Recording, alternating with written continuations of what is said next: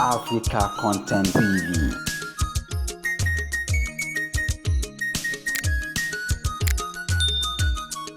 Ìjọba yìí nípínlẹ̀ Ọ̀yọ́ tó ń ṣèjọba tí a fi kọ́rọ́ láti bo títì lójú fún yín.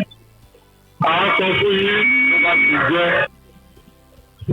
We were one of the first states to accept that the federal government gave us 3,000 bags of rice. And last week, we put another 3,000 bags.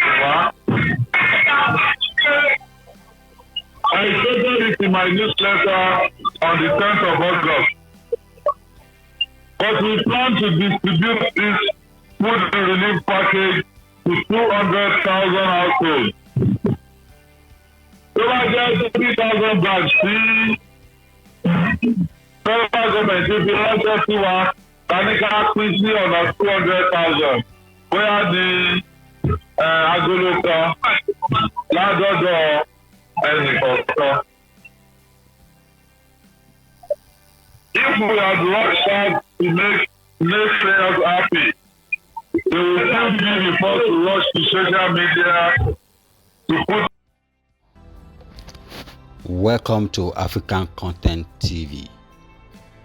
Oyo State government flag off food palliative distribution in Oyo State.